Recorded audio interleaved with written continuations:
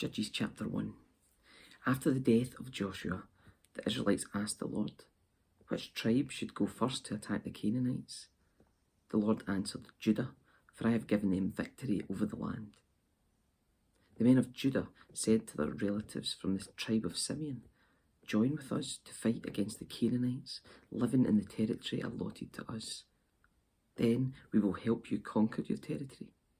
So the men of Simeon went with Judah.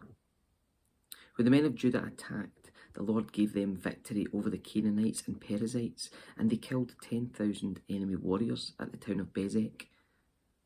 While at Bezek, they encountered King Adoni-Bezek and fought against him, and the Canaanites and Perizzites were defeated. Adoni-Bezek escaped, but the Israelites soon captured him and cut off his thumbs and big toes. Adoni-Bezek said, I once had 70 kings with their thumbs and big toes cut off, eating scraps from under my table. Now God has paid me back for what I did to them. They took him to Jerusalem and he died there.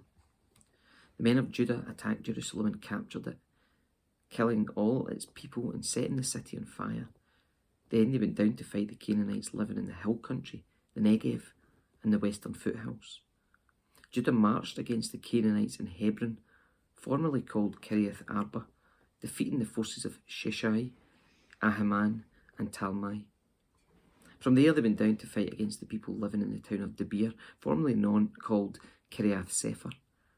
Caleb said, I will give my daughter Aksh in marriage to the one who attacks and captures Kiriath Sefer. Othniel, the son of Caleb's younger brother Kenaz, was the one who conquered it, so Ash became Othniel's wife. When Ash married Othniel, she urged him to ask her father for a field. As she got down off her donkey, Caleb asked her, what's the matter? She said, let me have another gift. You already have given me land in the Negev. Now please give me springs of water too. So Caleb gave her the upper and lower springs. When the tribe of Judah left Jericho, the city of palms, the Kenites, who were descendants of Moses' father-in-law, travelled with them into the wilderness of Judah. They settled among the people there, near the town of Arad in the Negev. Then Judah joined with Simeon to fight against the Canaanites living in Zephath, and they completely destroyed the town. So the town was called Hormah. In addition, Judah captured the towns of Gaza, Ashkelon, and Ekron, along with their surrounding territories. The Lord was with the people of Judah, and they took possession of the hill country, but they failed to drive out the people living in the plains who had iron chariots. The town of Hebron was given to Caleb as Moses promised, and Caleb drove out the people living there, who were descendants of the 3 sons of Anak. The tribe of Benjamin, however, failed to drive out the Jebusites who were living in Jerusalem. So to this day the Jebusites live in Jerusalem among the people of Benjamin. The descendants of Joseph attacked the town of Bethel, and the Lord was with them. They sent men to scout out Bethel, formerly known as Luz. They confronted a man coming out of the town and said to him, show us a way into the town, and we will have mercy on you. So he showed them a way in, and they killed everyone in the town except that man and his family. Later, the man moved to the hills, to the land of the Hittites, where he built a town. He named it Luz, which is its name to this day.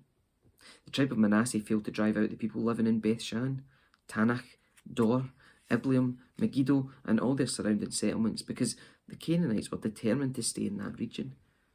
When the Israelites grew stronger, they forced the Canaanites to work as slaves, but they never did drive them completely out of the land. The tribe of Ephraim failed to drive out the Canaanites living in Gezer, so the Canaanites continued to live there among them. The tribe of Zebulun failed to drive out the residents of Kitron and Nahalol, so the Canaanites continued to live among them. But the Canaanites were forced to work as slaves for the people of Zebulun. The tribe of Asher failed to drive out the residents of Akko, Sidon, Alab, Akzib, Helba, Aphik, and Rehob. Instead, the people of Asher moved in among the Canaanites, who controlled the land, for they failed to drive them out. Likewise, the tribe of Naphtali failed to drive out the residents of Beth Shemesh and Beth Anan. Instead, they moved in among the Canaanites, who controlled the land. Nevertheless, the people of Beth Shemesh and Beth Anath were forced to work as slaves for the people of Naphtali. As for the tribe of Dan, the Amorites forced them back into the hill country and would not let them come down into the plains. The Amorites were determined to stay in Mount Heres, Aijalon, and Shalbim.